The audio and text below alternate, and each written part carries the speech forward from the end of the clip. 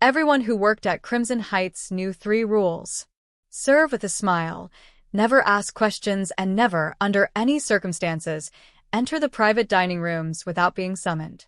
Bella Williams had followed those rules for 18 months, delivering meals to men who discussed blood and money with the same casual tone others used for sports scores. But the moment she pushed through the wrong door and saw the Pitbull, every rule evaporated. Because that dog shouldn't have been alive. That specific scar pattern, that crooked left ear, that white patch hidden beneath his jaw. Bella had seen this animal before. 3 years ago. At the underground fighting ring where her ex-boyfriend had dragged her. Where she'd watched this puppy get thrown into a cage to die. The same beast that had put 5 men in the hospital. The same monster now charging toward her with death in his eyes. Frederick Steele watched from his chair, his expression carved from ice. His associates reached for weapons. The air itself seemed to hold its breath. And Bella, staring at the nightmare her memory had become, made a choice that would either save her life or end it. She dropped to her knees and began to sing.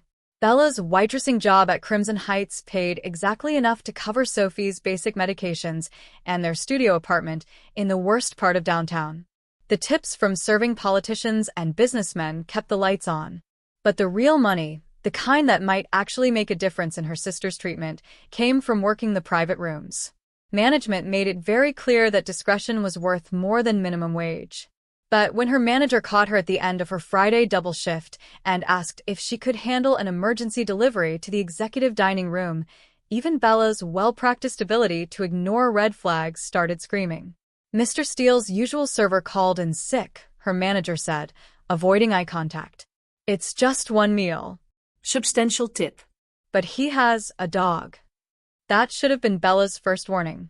The second warning should have been the hallway itself, separated from the main restaurant by a steel door that required a security code, the walls soundproofed, the lighting deliberately dim. The third warning was the man in the tailored suit standing guard outside the dining room, his posture radiating the kind of professional menace that came from knowing exactly where to hide a body. But Bella needed the money. Sophie's oncologist had called that morning with news about a clinical trial that might actually work, and desperation was a more powerful motivator than fear. The dining room door was already ajar. Bella could hear low voices inside, men speaking in careful tones about shipments and territories and problems that needed solving. She balanced the silver tray on one hand and knocked softly. "Come in," a voice said. And Bella's stomach dropped. She knew that voice. Not personally, but every server, bartender, and delivery driver in the city knew that particular combination of control and threat. Frederick Steele didn't raise his voice because he'd never needed to. Bella pushed through the door, her eyes automatically dropping to the floor in practiced subservience. The room was gorgeous in a way that felt almost obscene: crystal chandeliers, leather chairs, a view of the city that belonged on a magazine cover. 4 men sat around a mahogany table, their faces hard and watchful. But Bella barely registered them, because behind Frederick Steele, lying beneath the window with his massive head resting on his paws, was havoc. Time fractured. It splintered into before and after, into the world Bella thought she understood, and the impossible reality crashing down around her. She wasn't seeing a mafia boss's attack dog. She wasn't seeing the legend that had haunted staff meetings and hushed conversations. She was seeing the scarred Pitbull puppy from 3 years ago.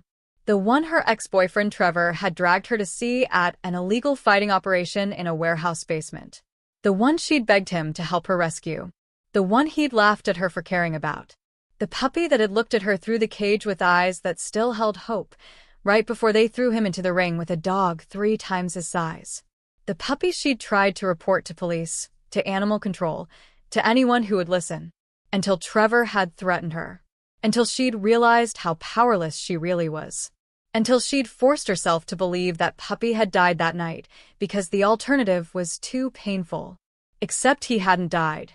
He was here, transformed into something massive and scarred and terrifying. But here. "You're blocking the light," Frederick said, his tone suggesting that blocking light was a terminal offense. Bella wasn't listening. The silver tray slipped from her hands, crashing to the hardwood floor in an explosion of porcelain and scattered food. Her body was moving forward, her mind screaming warnings she couldn't process, her heart overriding every survival instinct. Havoc's head snapped up. The dog's entire body language shifted from relaxed to lethal in a heartbeat. His lips peeled back to expose teeth designed to crush bone. The growl that rumbled from his chest wasn't a warning. It was a death sentence. "Don't move," Frederick commanded, and there was something metallic sliding from inside his jacket. Havoc doesn't tolerate, but Bella was already dropping to her knees 12 feet from the dog, her voice cracking as she began to hum. The melody surfaced from a place she'd tried to forget, from the 20 minutes she'd spent crouched outside that cage 3 years ago, singing softly through the wire, while Trevor yelled at her to stop being stupid. Her grandmother's lullaby, the one about mockingbirds and diamond rings, the one she'd sung because she couldn't save him, but she could at least let him know someone cared. "Hush, little baby, don't say a word." Havoc's growl cut off like someone had severed a wire. His head tilted, ears swiveling forward. The attack posture melted into something confused, almost childlike. Bella's vision blurred with tears, but she kept singing, kept her voice steady even as her hands shook. It's you. "I never forgot you. I tried to come back." What happened next would later be recounted by Frederick's associates as something between a miracle and a hallucination. The Pitbull that had hospitalized 5 grown men, that had terrorized an entire criminal organization, that obeyed no one except Frederick Steele, began crawling forward on his belly. Havoc reached Bella and collapsed against her, 90 pounds of muscle and trauma pressing into her chest, making sounds that were too broken to be called barks, half whine, half sob, entirely heartbroken. Bella's arms locked around him, her face buried in his scarred fur, her tears soaking into his coat as she rocked him like the puppy he'd once been. Frederick Steele remained perfectly motionless, his weapon still partially drawn, his mind trying to reconcile something that violated every principle he'd built his empire on. His dog. His weapon. His most reliable instrument of fear. Was submitting to a sobbing waitress who'd just destroyed his dinner. "Explain," Frederick said, his voice carrying the kind of quiet that preceded violence. "Now." Bella looked up at him, her face streaked with tears and mascara, her hands still clutching Havoc like someone might try to rip him away. Her eyes blazed with something Frederick hadn't seen in years, someone who decided fear was less important than truth.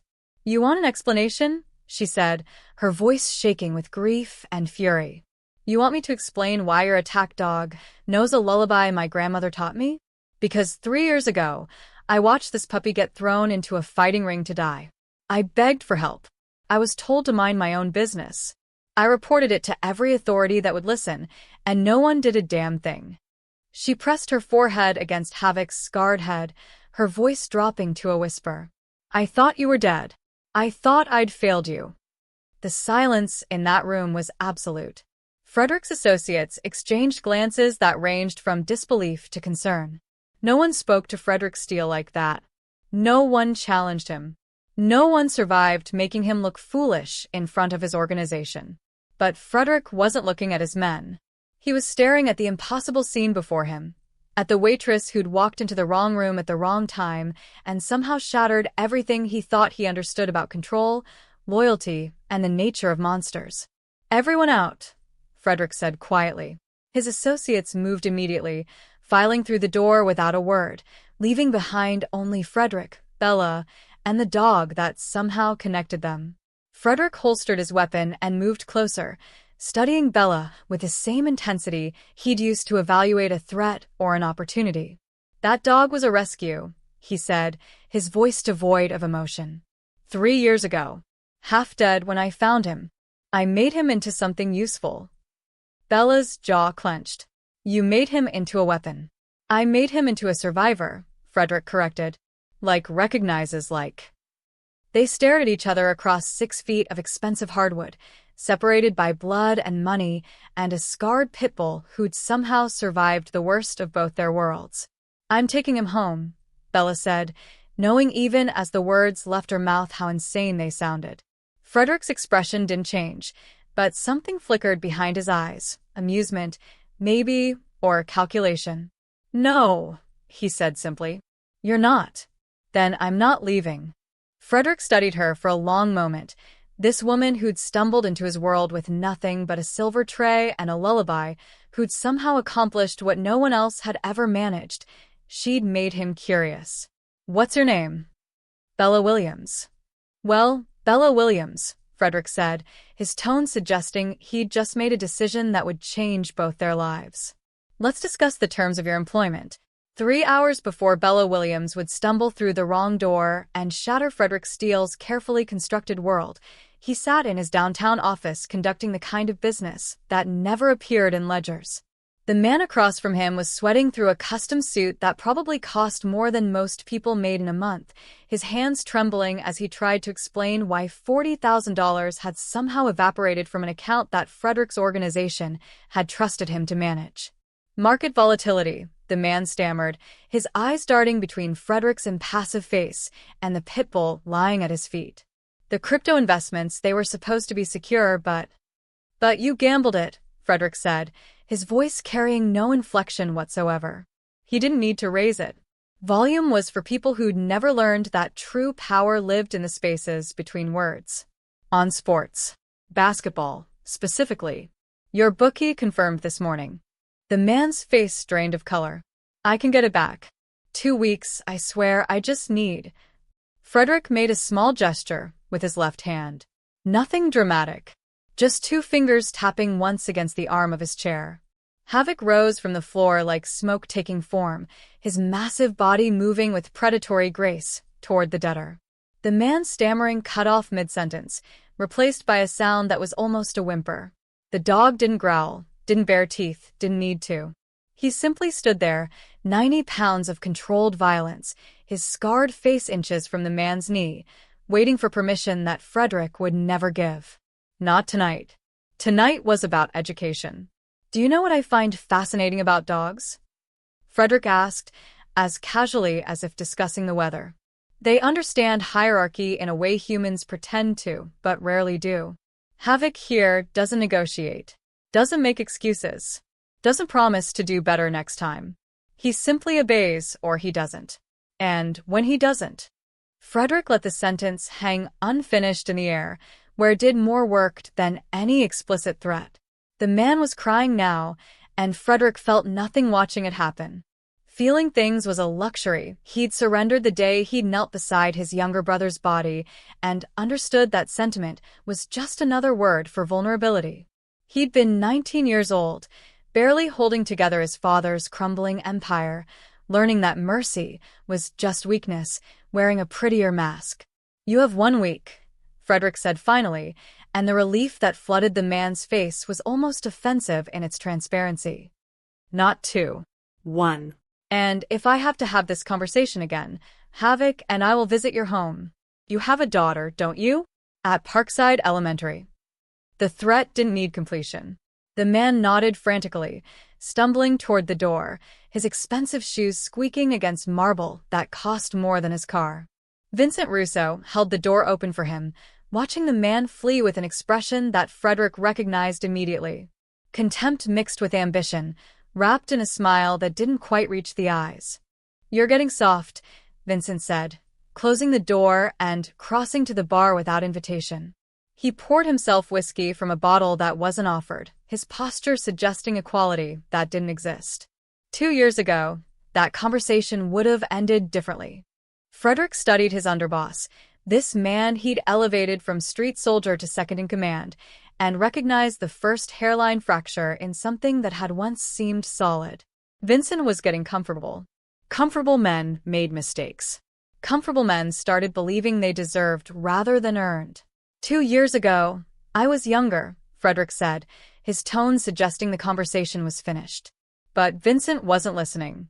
He was watching Havoc return to Frederick's side, his eyes calculating something Frederick would remember later, when it was almost too late. The Thursday evening meeting with the city council members started exactly how Frederick had planned.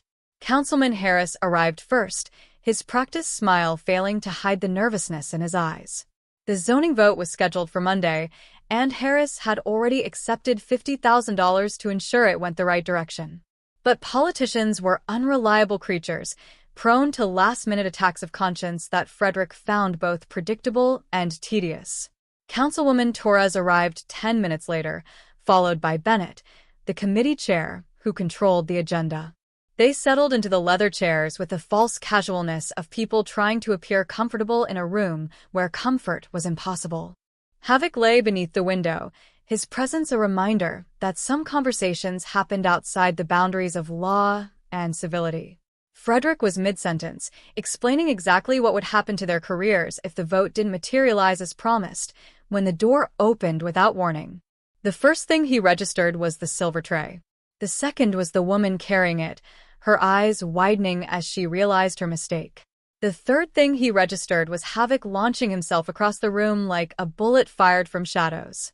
Time fractured in the way it only did during violence. Frederick's hand moved toward his jacket, his mind already calculating trajectories and outcomes, his mouth opening to command Havoc to stand down because witnesses were complicated and politicians were witnesses. He couldn't simply disappear. But the woman was faster than logic. She dropped.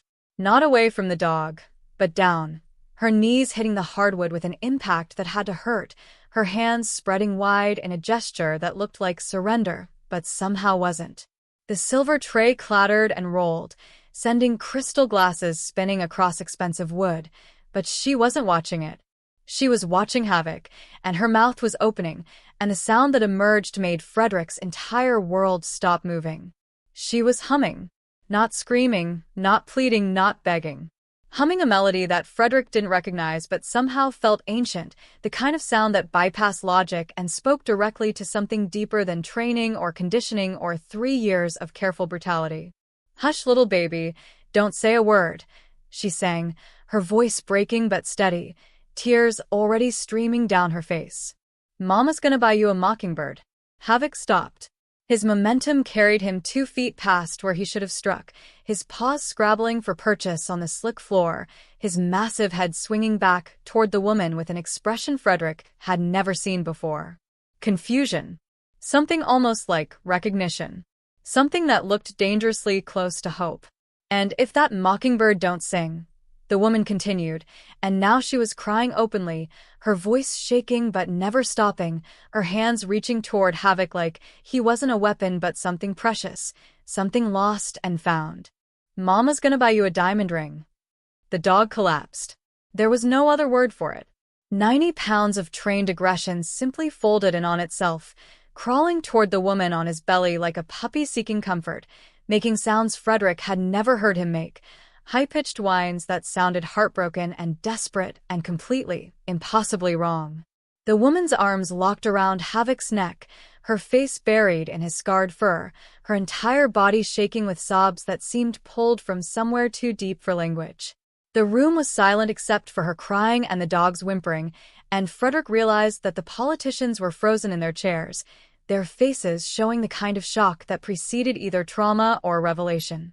"Out," Frederick said, his voice cutting through the moment like a blade. "All of you. Now." They didn't need to be told twice. Harris practically ran for the door, Torres close behind, Bennett pausing only long enough to grab his briefcase before fleeing. The door clicked shut, and then there was only Frederick, the woman, and the dog that somehow connected them in ways Frederick didn't yet understand but knew instinctively were dangerous. He approached slowly, studying the scene with the same focus he'd used to evaluate a threat or an asset, trying to understand what he'd just witnessed. "Who are you?" Frederick asked. Not quite a question, his hand still resting inside his jacket where the gun waited. "And what did you just do to my dog?" Frederick's people were efficient. By the time Bella Williams left Crimson Heights that night, escorted through the back entrance by 2 men who never spoke, he already knew everything about her that mattered. 26 years old, born in a trailer park 2 hours north, mother deceased, father unknown.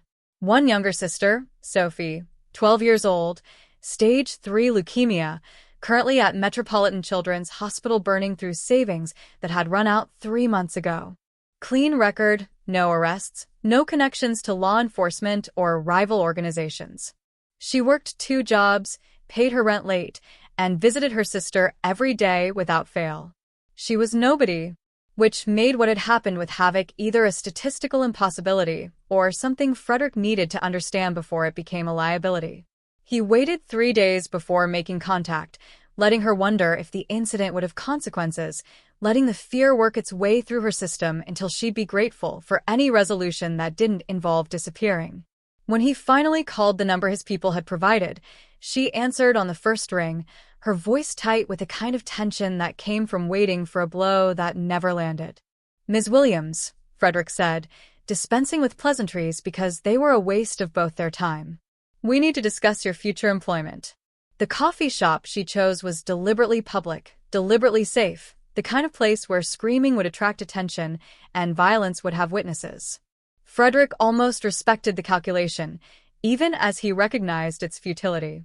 He arrived alone, which was its own kind of statement, and found her already seated in the back corner, her hands wrapped around a cup that had probably gone cold 20 minutes ago.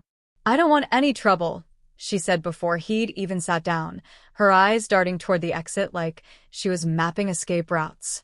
"What happened with your dog? I can't explain it. I used to volunteer at an animal shelter and sometimes traumatized dogs respond to." "I'm offering you a position," Frederick interrupted, because listening to her construct explanations he didn't need was inefficient. "Havoc requires a handler. Someone he trusts. Someone who can manage him when I can't. You've demonstrated a unique ability." Bella's face cycled through confusion, disbelief, and something close to horror. "You want me to work for you? I'm a waitress. I don't know anything about whatever it is you do." $10,000 a week, Frederick continued, as if she hadn't spoken. "Plus full medical coverage for your sister. Any treatment, any specialist, any experimental trial that might help. I have connections at every major hospital on the East Coast." He watched the words hit her like physical blows, watched her face drain of color and then flush red, watched her hands tighten around the coffee cup until her knuckles went white. This was the moment that mattered. The moment when people revealed what they were really made of, when desperation and morality went to war and Frederick learned which one would win. "No," Bella whispered, but her voice carried no conviction. "I can't. I won't be part of whatever you are." Frederick stood, leaving a business card on the table between them. "The offer expires in 72 hours. After that, you're on your own."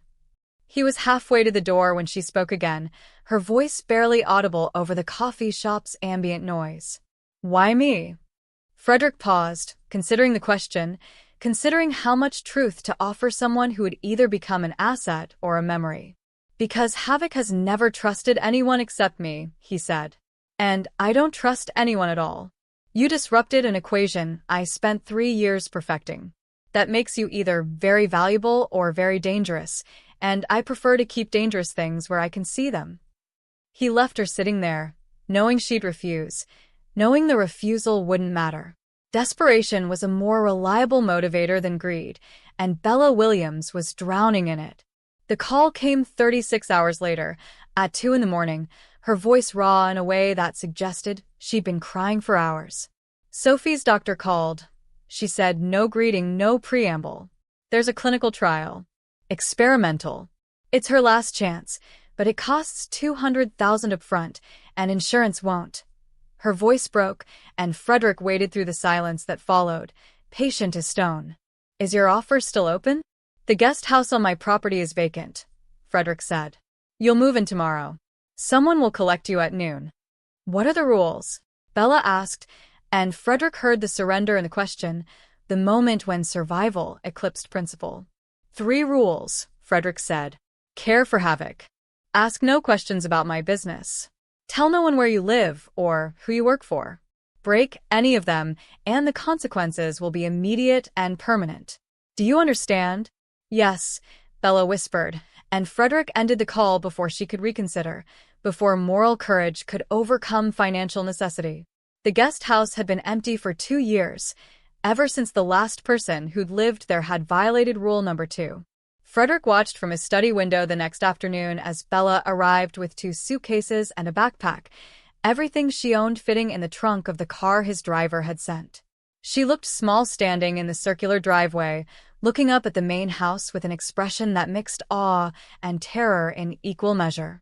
Havoc was already at the guest house door when she approached, his tail wagging in a way Frederick had never witnessed, his entire body radiating an eagerness that looked disturbingly like joy.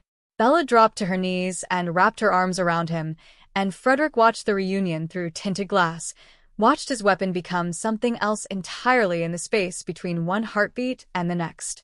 Vincent appeared at his shoulder, silent as smoke, watching the same scene with an expression Frederick couldn't quite decode.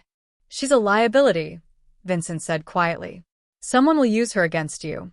Then they'll learn what happens when people make that mistake," Frederick replied, but he was still watching Bella and Havoc, still trying to understand what he'd just invited into his carefully controlled world, and wondering if Vincent was right.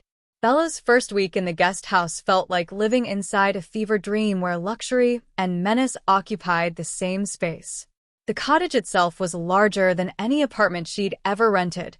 Marble countertops, a bathroom with heated floors, windows that overlooked gardens maintained by staff she never saw. But the beauty was cosmetic, a thin veneer over the reality of what Frederick's estate actually was, a fortress disguised as a home. She learned the rhythms quickly, because survival demanded it. Frederick conducted business in his study between 9 and noon, meetings that involved men in expensive suits who arrived in cars with tinted windows. Bella walked Havoc during those hours, keeping to the perimeter paths, pretending not to hear the raised voices or the silence that followed them. In the afternoons, she trained with Havoc in the private yard Frederick had designated for them, working through commands and routines, discovering the full extent of the dog's trauma. The scars told stories Bella didn't want to read. Bite marks on his shoulders, a partially torn ear, burns on his hindquarters that looked deliberate. Havoc flinched at sudden movements, cowered when voices rose, and sometimes woke from sleep growling at invisible threats. Frederick had rescued him from a fighting ring, she'd learned from a housekeeper, Mrs. Chen, but rescue had merely been the transition from one kind of violence to another. "He saved the dog's life," Mrs. Chen had said, her accent thick but her meaning clear. "Then he taught him to be useful." Bella witnessed that usefulness 3 days into her employment. A man arrived unannounced, demanding to see Frederick, his tone aggressive enough that the gate guards called the main house. Frederick emerged with Havoc at his heel, and Bella watched from the guest house window as the encounter unfolded. No violence occurred. No threats were spoken. Frederick simply stood there with Havoc beside him, and the man's bravado crumbled like wet paper. He left within 5 minutes, his earlier aggression replaced by something that looked like terror. The inner circle gathered Thursday evenings for dinner in the main house, and Frederick had made it clear that Bella's attendance was not optional. She sat at the long table feeling like an exhibit in a museum, aware that every person present was evaluating her, calculating her purpose, measuring her threat level. Vincent Russo sat directly across from her, his smile pleasant and his eyes cold, asking questions that sounded casual but felt like interrogations. Where had she grown up? What were her ambitions? Did she have family Frederick should know about? "My sister," Bella said, keeping her voice steady. She's 12. "She's sick." "How fortunate that Mr. Steele is so generous with medical benefits," Vincent replied, and there was something in his tone that suggested generosity had strings attached that could become nooses. Frederick dominated the conversation with the ease of someone who'd never needed to raise his voice to command attention. He discussed art, politics, philosophy, subjects that revealed an education Bella hadn't expected. But darkness lived in the spaces between his words, in the casual way he referenced consequences for disloyalty, in the stories he told about rivals who'd made strategic errors and disappeared. Yet Bella also witnessed contradictions that confused her. She overheard Frederick on a phone call arranging anonymous donations to Metropolitan Children's Hospital, the same hospital treating Sophie. She watched him threaten a subordinate who'd mistreated Mrs. Chen's daughter, his voice dropping to a register that promised consequences worse than firing. One afternoon, she found him in Havoc's yard, sitting in the grass with a dog's head in his lap, speaking softly in what sounded like Italian, his face unguarded in a way that made him look almost human. When he noticed her watching, the mask returned instantly. Havoc seems calmer, Frederick observed, his tone clinical. Whatever you're doing is working. I'm just treating him like he deserves to be treated, Bella replied. Like something more than a weapon. Frederick stood, brushing grass from his pants, his expression unreadable. Everything is a weapon, Ms. Williams. The only question is whether you're the one wielding it or the one being wielded. He walked away, leaving Bella alone with Havoc and the uncomfortable realization that she still couldn't determine which category she belonged to. The late-night conversations started by accident. Bella couldn't sleep in the guest house, her mind too wired with the strangeness of her new life, so she'd taken to walking Havoc around the grounds after midnight. The third time she did this, she found Frederick on the terrace behind the main house, sitting in the darkness with a glass of whiskey and the kind of stillness that suggested he'd been there for hours. "Can't sleep either?" he asked, not turning to look at her. Bella almost retreated, but something about the vulnerability of finding him alone made her stay. "Too quiet," she admitted. "I'm used to sirens and arguments through thin walls." "Noise is honest," Frederick said. "Silence makes you listen to things you'd rather ignore." It became a routine neither of them acknowledged. 3, sometimes 4 nights a week, Bella would find him there, and they'd talk in the way people only could when darkness provided distance from daylight consequences. He told her about his father gradually, in fragments that assembled themselves into a portrait of controlled brutality.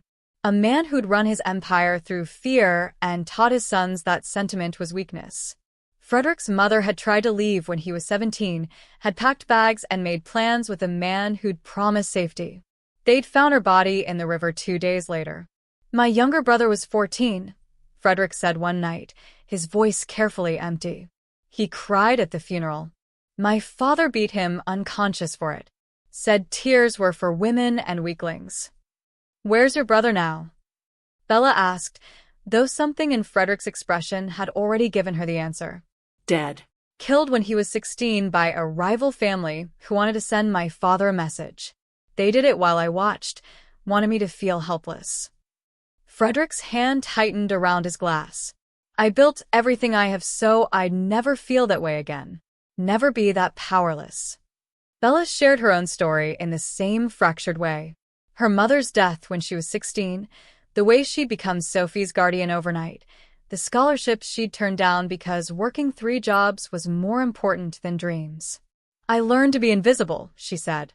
"To take up less space so there'd be more room for Sophie to survive."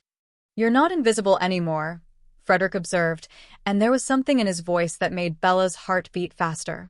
The near kiss happened during the 4th week, late on a Friday when exhaustion had stripped away their usual defenses. They'd been talking about nothing important, and somehow Frederick had moved closer, his hand reaching up to brush a strand of hair from her face. The air between them felt electric, dangerous in ways that had nothing to do with violence. When he leaned in, Bella's body wanted to respond, wanted to close the distance and discover what existed beneath all his careful control. But she pulled away, standing abruptly, her hands shaking. "I can't," she whispered. "If I do this, I'll lose what's left of myself. I'll become part of this world, and I won't find my way back." Frederick nodded slowly, his expression unreadable. "Perhaps you're smarter than I thought." Meanwhile, Sophie's treatment was working. The experimental drugs were shrinking the tumors, the doctors using words like promising and encouraged. Bella visited twice a week, escorted by Frederick's drivers, watching her sister's color return, her energy increase, her laughter come easier. It was everything Bella had sacrificed for, everything that made the compromise worthwhile. But while Bella focused on Sophie's recovery and her complicated dance with Frederick, Vincent Russo was conducting business of his own. He met with the Castellano family in a warehouse by the docks, with the Morettis in a private room at an Italian restaurant Frederick had never visited. His message was consistent.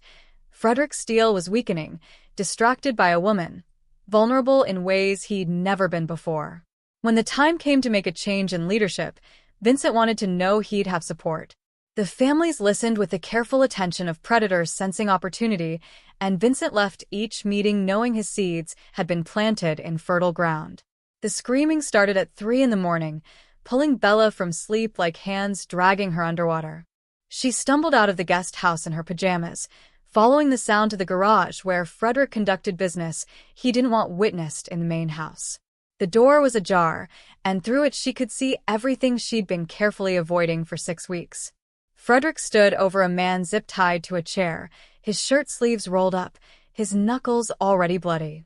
The man's face was unrecognizable, swollen and split, his pleas for mercy coming out in broken gasps between sobs. 2 of Frederick's men flanked the scene, their expressions bored, like they'd watched this performance too many times to find it interesting anymore. "You stole from me," Frederick said, his voice conversational, almost pleasant. $40,000 over 6 months. Did you think I wouldn't notice? Did you think I was that careless? I was going to pay it back, the man choked out. My daughter's wedding. I just needed. Frederick hit him again, methodical and precise, each blow calculated to maximize pain without rendering the man unconscious. Your daughter got married 3 months ago. I sent a gift. Try again. Bella's stomach turned.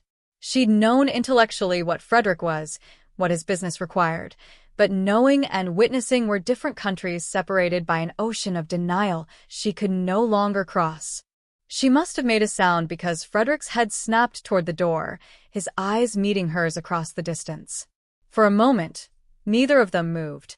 Then Frederick straightened, wiping blood from his hands with a cloth one of his men provided. Take him to the hospital, he ordered. Make sure they understand it was a car accident. And dock his pay until the $40,000 is recovered. The men moved to comply, dragging the barely conscious man toward a waiting vehicle. Frederick walked toward Bella, and she saw something in his face that looked almost like shame before his mask reasserted itself. You shouldn't have seen that, he said. But I did. Bella's voice shook, but she forced herself to hold his gaze. That's what you are. That's what I've been pretending not to see. That's what survival requires, Frederick corrected, his tone hardening. In this world, mercy is just another word for weakness. You show it once, and everyone thinks they can take from you. So, you torture people? Bella's voice rose, 6 weeks of suppressed horror finally breaking through. You break them because they made a mistake? Because they were desperate. I break them because the alternative is worse, Frederick snapped. If I let one person steal without consequences, 10 more will try. If I show compassion, I'll wake up with a knife in my back. You want to judge me? Fine. But you're living in my house, spending my money, watching your sister recover because of what I am. The words hit Bella like a slap because they were true. Every dollar paying for Sophie's treatment was stained with blood she'd chosen not to see. I can't do this, she whispered. I can't be part of this anymore. She turned and ran back to the guest house, throwing clothes into her suitcase with shaking hands, tears streaming down her face. She'd call Sophie's doctor, find another way, sell everything she owned, but she couldn't stay here, couldn't keep trading her soul for her sister's life. She was halfway to the door when Vincent stepped into her path, his presence blocking the exit like a wall made of threat and calculation. Leaving so soon? He asked, his smile pleasant and his eyes dead. That would be unfortunate. Especially for Sophie. Bella's blood went cold. What are you talking about? I'm talking about the fact that your sister is receiving treatment paid for by criminal enterprise, Vincent said, pulling out his phone and scrolling through what looked like financial records. Money laundering, specifically. If someone were to inform the authorities, if they were to investigate the source of those funds, well, he shrugged. I imagine Sophie would lose access to her treatment. You might even face charges as an accessory. You're threatening a child, Bella said, her voice barely audible. I'm offering you a choice, Vincent corrected. Continue living here, caring for the dog, and occasionally sharing information with me about Frederick's activities. His meetings, his plans, his vulnerabilities. In exchange, Sophie stays healthy, and you stay free. It's remarkably simple. Why? Bella demanded. Why are you doing this? Because Frederick is weak, Vincent said flatly.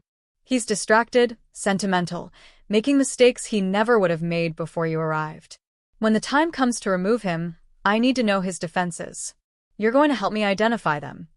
He left before Bella could respond, his footsteps echoing down the path toward the main house, leaving her alone with the impossible weight of being trapped between two different kinds of monster. She didn't sleep that night. She sat in the guest house with her suitcase packed, paralyzed by the realization that there was no escape, no choice that didn't damn someone she loved or destroy what was left of her conscience. When dawn finally broke, she unpacked mechanically, each item returned to the drawer feeling like evidence at her own trial. She found Frederick that evening in Havoc's training yard, sitting in the grass with the dog's head in his lap, his expression unguarded in a way she'd never seen during daylight hours. He looked smaller somehow, diminished, like the violence had cost him something he couldn't replenish. "I'm sorry you saw that," Frederick said without looking up, his voice rough.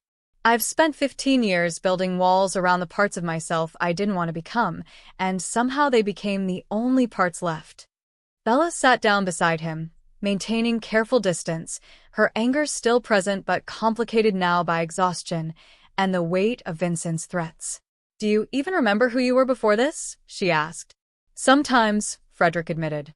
"I remember a kid who wanted to study architecture, who drew buildings instead of doing his homework.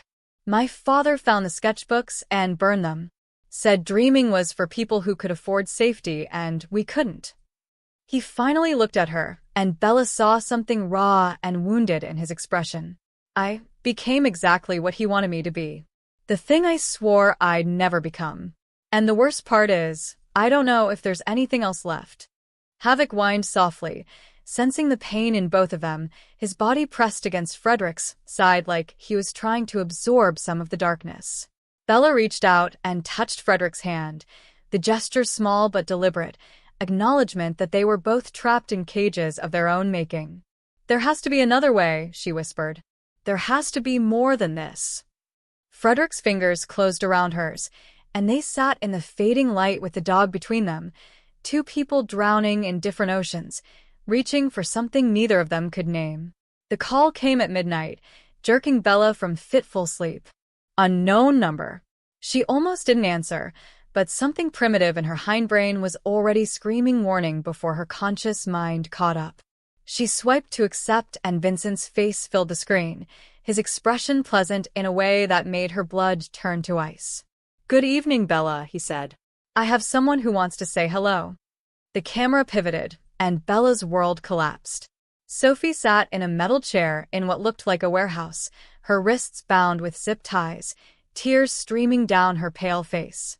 She was wearing her hospital gown, the 4-port still visible in her arm, and she looked so small, so terrified, that Bella couldn't breathe. "Bella?" Sophie's voice cracked.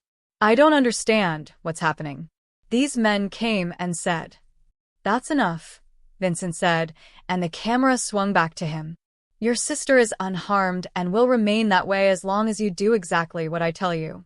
"Let her go," Bella whispered, her hands gripping the phone so hard she thought it might shatter. "Please, she's just a child. She has nothing to do with any of this." "She has everything to do with this," Vincent corrected. "She's your leverage, which makes her my leverage." Tomorrow at 8 p.m., Frederick is hosting the 5 families for a summit meeting. Arms deals, territory negotiations, the kind of gathering that happens once a year. You're going to serve the drinks, as you've done at previous dinners. And you're going to put this in Frederick's glass. He held up a small vial of clear liquid, tilting it so the light caught the contents. Tasteless, odorless, acts within 30 seconds. He'll have what looks like a heart attack.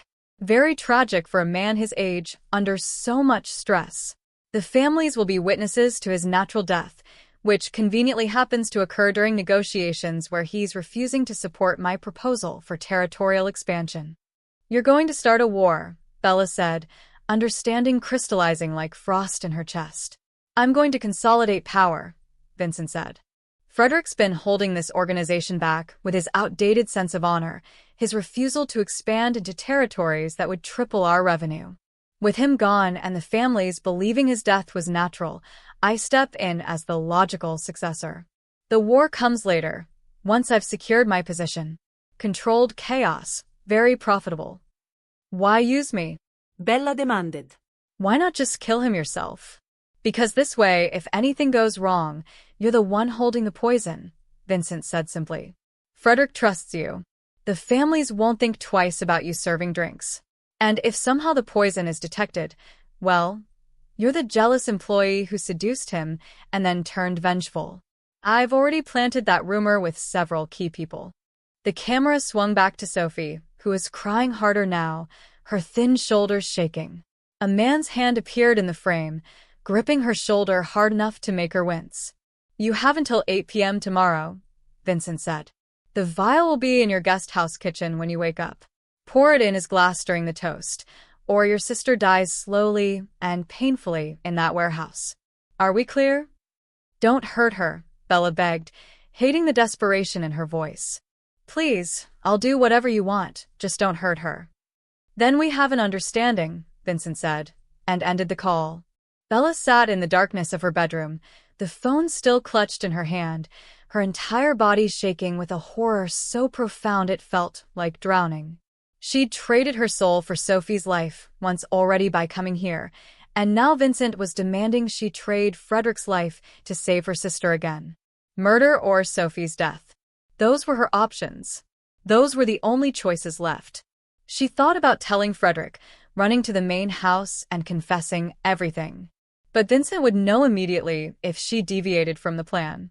He probably had people watching her right now. And even if Frederick could rescue Sophie, how many would die in the process?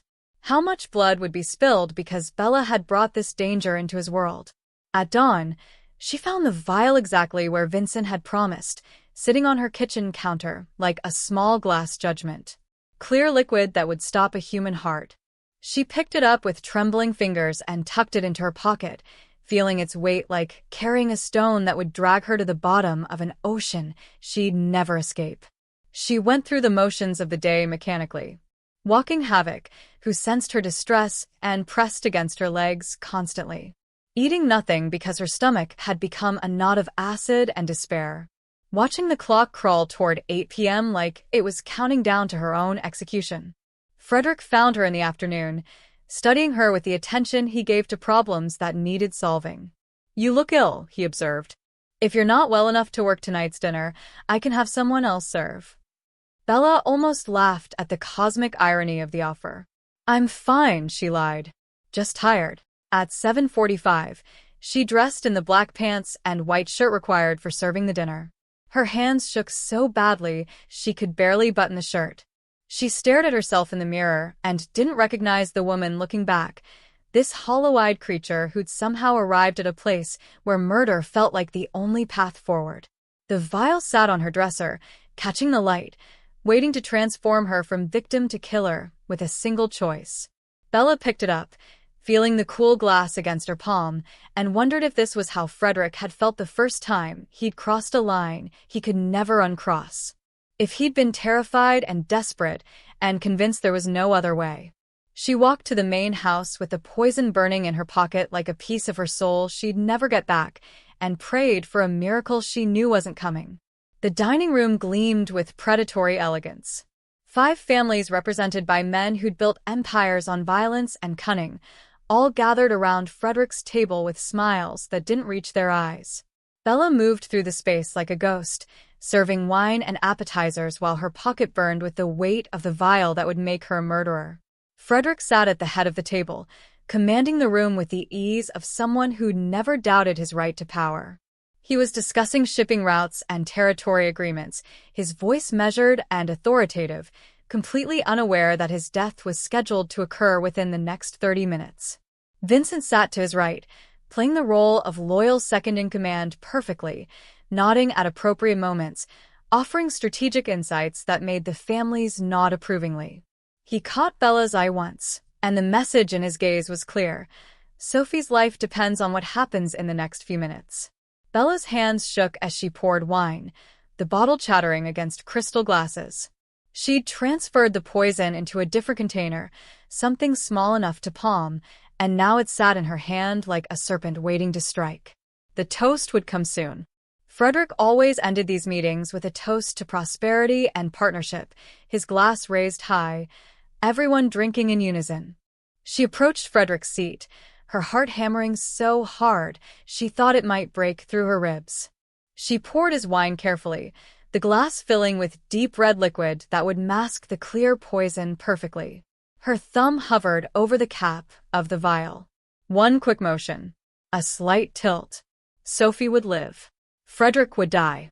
And Bella would become something she could never come back from. Frederick lifted his glass, preparing to stand, and Bella's thumb moved toward the cap. Havoc erupted from his position beneath the window with a sound Bella had never heard him make, a desperate whine that was almost human. The dog charged across the room, not attacking, but moving with frantic urgency, slamming his body into the table hard enough to make glasses jump. Frederick's wine tipped, spilling across white linen in a spreading crimson stain. The room froze. Frederick's eyes moved from the spilled wine to Havoc's agitated state to Bella's face, which had gone white as bone.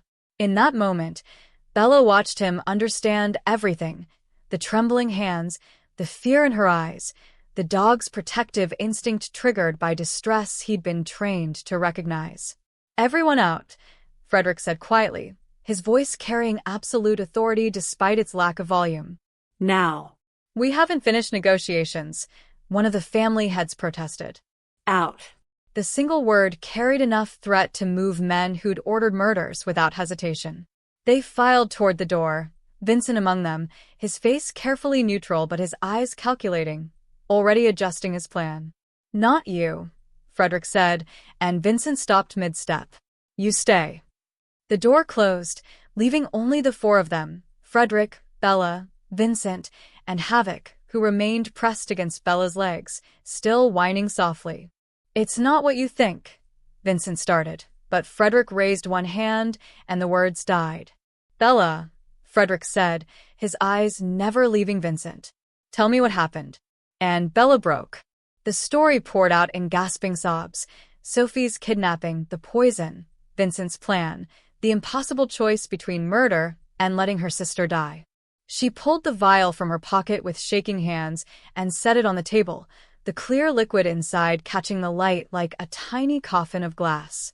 Frederick studied the vial for a long moment, then looked at Vincent with an expression that held no anger, no surprise, only a kind of tired recognition. "How long have you been planning this?" "Long enough," Vincent said, and now his mask was dropping, revealing the ambition and resentment that had been festering beneath. "You've gone soft, Frederick. That girl has made you weak. The family see it. Your enemies see it. It's only a matter of time before someone takes what you're too sentimental to protect." "Where's her sister?" Frederick asked. Vincent smiled. "Somewhere you'll never find her in time. Bella had her orders. She failed to follow them. Which means—" Frederick moved faster than Bella's eyes could track, his hand emerging from inside his jacket with a gun that he pointed directly at Vincent's chest. "Call your people. Tell them to release the girl." "Now." "Or what?" Vincent asked. "You'll shoot me? In front of witnesses who just left? You're smarter than that." "You're right," Frederick said, and drank the spilled wine directly from the tablecloth, his tongue catching the liquid before anyone could stop him. "I am smarter than that." He collapsed within seconds, his body hitting the floor with a sound that seemed impossibly loud in the silent room. Vincent stared in shock, and Bella screamed, dropping to her knees beside Frederick's motionless form, even though her rational mind knew the poison had never been in the glass. Vincent's surprise lasted only a moment before calculation reasserted itself. He pulled out his phone, already dialing, his voice urgent when someone answered. "It happened early. Get the families back here. Tell them Frederick collapsed. Looks like a heart attack. And someone get that girl's sister to the backup location. We're accelerating the timeline." He ended the call and looked at Bella with something almost like pity. "I'm sorry you had to see this. But don't worry. Sophie will be released once I've secured my position. You have my word." "Your word is worthless," Bella said, and her voice carried a strength that surprised her. "Because he's not dead." Vincent's head snapped toward Frederick's body just as Frederick's eyes opened. He rose in one fluid motion, the gun appearing in his hand again, This time pressed against Vincent's temple before the man could react. Sedative, Frederick said calmly, though Bella could see the slight tremor in his hands that suggested the drug was affecting him. Bella switched the poison while you were busy watching me drink. Did you really think she'd go through with murdering me to save her sister? She's not like us, Vincent. That's the point you never understood. The door burst open and Frederick's loyal men flooded in, weapons drawn, followed by the 5 family heads who'd been waiting in the hallway. They took in the scene, Frederick holding Vincent at gunpoint, Bella on the floor, the vial of poison on the table, and understanding dawned on their faces. Vincent Russo has been plotting a coup, Frederick announced, his voice carrying despite the sedative working through his system. He kidnapped an innocent child to force cooperation. He planned to murder me and blame it on the Castellano family to start a war that would let him seize power. The families assembled here are witnesses. Vincent's face cycled through rage, fear, and finally resignation. You don't have proof, he said. It's your word against mine. We have the poison, Frederick said. And we have the phone records of your calls to rival families. And most importantly, we have the location where you're holding a 12-year-old girl with cancer. My men are there right now. Frederick's phone buzzed. He answered with one hand while keeping the gun steady with the other, listened for 10 seconds, and nodded. Sophie is secure, he told Bella. Unharmed. They're taking her back to the hospital. Bella's legs gave out completely, relief and terror, and exhaustion hitting her all at once. Havoc pressed against her, and she buried her face in his fur, sobbing.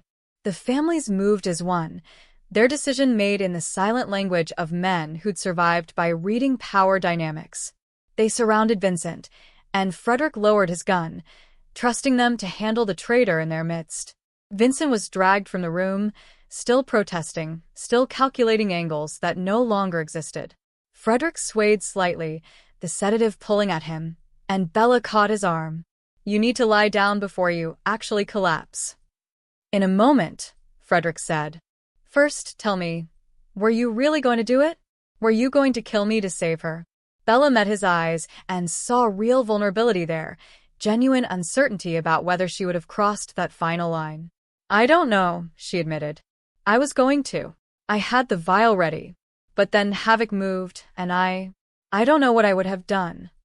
Frederick nodded slowly, and something in his expression suggested he respected the honesty more than any reassurance could have provided.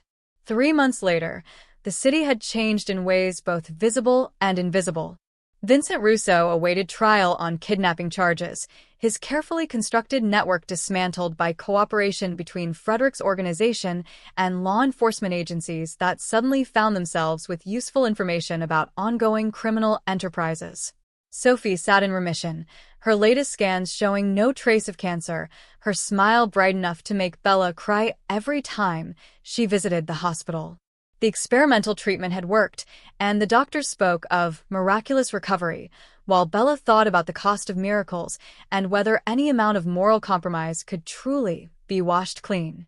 Bella had moved out of the guest house 6 weeks earlier, finding a modest apartment closer to the hospital, closer to the veterinary school where she'd somehow been accepted despite submitting her application years past the deadline. The acceptance letter had been accompanied by a full scholarship from an anonymous donor, and Bella hadn't needed to ask who'd arranged it. She visited the estate every Wednesday evening, ostensibly to check on Havoc, though both she and Frederick understood the visits served multiple purposes neither was ready to name. The dog greeted her with enthusiasm that bordered on violent, his entire body vibrating with joy, and Bella spent hours in the training yard working with him on commands and routines that had nothing to do with violence. Frederick had changed in subtle ways that accumulated into something significant. He'd started legitimizing parts of his business, real estate developments, restaurants, import companies that dealt in legal goods. The criminal empire remained, but it had begun evolving into something that operated in gray areas rather than pure darkness. He'd established a charitable foundation that funded children's hospitals and cancer research, though his name never appeared on any public documents. On this particular Wednesday, Bella found him in his study, reviewing architectural plans spread across his desk. He looked up when she entered, and something passed between them that wasn't quite a smile, but held warmth nonetheless. Havoc's been waiting by the window since noon, Frederick said. He always knows when it's Wednesday. Dogs have better internal clocks than people give them credit for, Bella replied, falling into the easy banter that had replaced their earlier tension. How are the plans coming? Slowly. Turns out designing buildings is harder than I remembered. He gestured to the sketches, and Bella saw a children's wing for Metropolitan Hospital, complete with gardens and play areas. Your sister mentioned she hated how sterile the oncology ward was. I thought maybe we could fix that. Bella's throat tightened. You're talking to Sophie? She calls sometimes. Wants to update me on her treatment progress. Seems to think I'm invested in her recovery. Frederick's tone was casual, but Bella caught the undertone of something deeper, a man learning to care about things beyond his own survival. They walked to the training yard together, Havoc bounding ahead, and spent the evening working with the dog who'd somehow saved both their lives by knocking over a glass of wine. As the sun set, painting the sky in shades of amber and rose, Bella prepared to leave. Will you come next Wednesday? Frederick asked, the question carrying weight beyond its simple words. Yes, Bella said, because some connections couldn't be severed even when logic suggested they should be. They weren't lovers. The gap between their worlds remained too vast for that. But they weren't strangers either. They'd become something undefined, two people bound by trauma and transformation, and a dog who taught them both about the possibility of redemption. She left through the estate gates, and Frederick watched from his study window, Havoc sitting at his side, both of them staring at the empty driveway long after her car had disappeared. The dog whined softly, and Frederick placed a hand on his scarred head. I know, he said quietly. I miss her too. Across the city, Bella sat in her first veterinary class, listening to a lecture about animal trauma and behavioral rehabilitation, and thought about monsters who learn to be human and humans who learn to tame monsters. Her phone buzzed with a text from Sophie. Scan came back clean. Doctor says I can go back to school next month. Bella smiled, her eyes blurring with tears, and sent back 3 words that encompassed everything she'd sacrificed and gained. I'm so proud. In the end, perhaps that was what transformation looked like, not grand gestures or dramatic revelations, but small moments of change accumulating into lives that looked different than they'd started. Frederick Steele would never be a good man, but he was learning to be a better one. Bella Williams would never be innocent again, but she'd learned that survival sometimes meant making impossible choices and living with the weight of them. And Havoc, scarred and fierce and somehow still capable of love, remained the bridge between their worlds, proof that even the most broken things could be healed if someone was brave enough to sing them a lullaby and refuse to look away.